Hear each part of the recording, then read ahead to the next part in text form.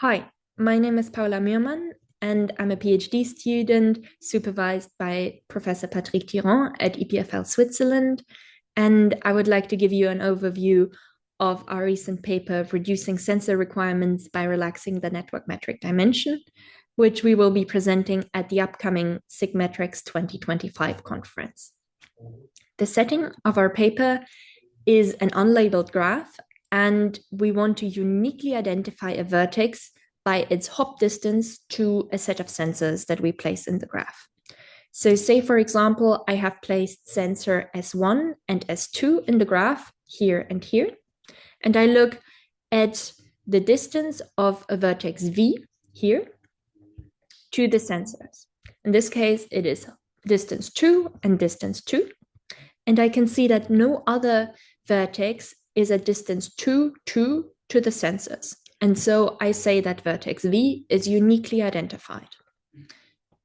But if we look at a vertex W, which has identification vector 1, 3, there are a lot of other vertices that have exactly the same identification vector.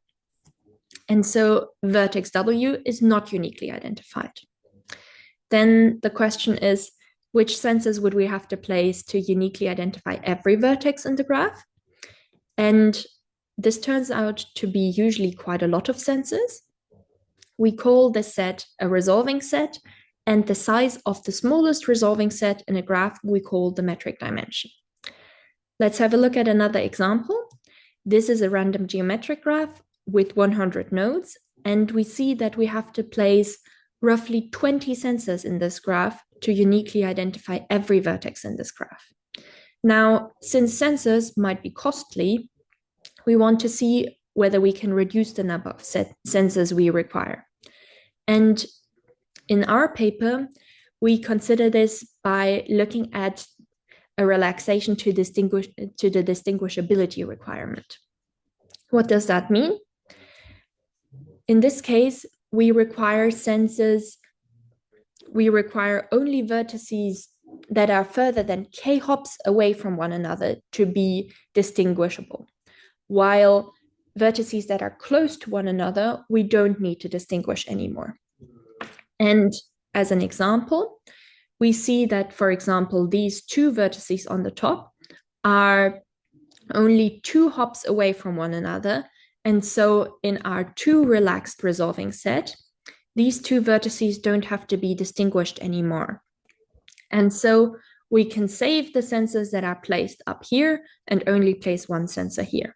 And then we need another sensor to resolve the rest of the graph. And in our paper, we then look at trees and give theoretical results on the computation of the metric dimension on trees. And we also analyze this relaxation on general graphs through experiments. In particular, I want to give you a sneak peek at some of our experiments.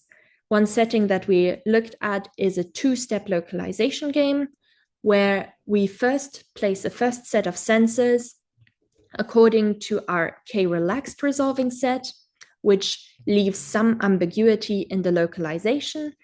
And then in a second step, we resolve this ambiguity by placing some more sensors. And then we look at the number of sensors in total of the 2 steps, what we need in the worst case. And if we look at some results from real-world graphs, we see that if we don't relax at all, we have to do all the identification in the first step, and we need a lot of sensors. If we relax a little bit, we don't need a lot of sensors to resolve the ambiguity in the second step.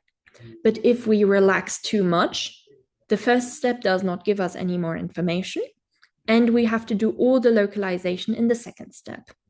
So we can here nicely see the trade-off between the ambiguity we incur and the number of sensors that we save.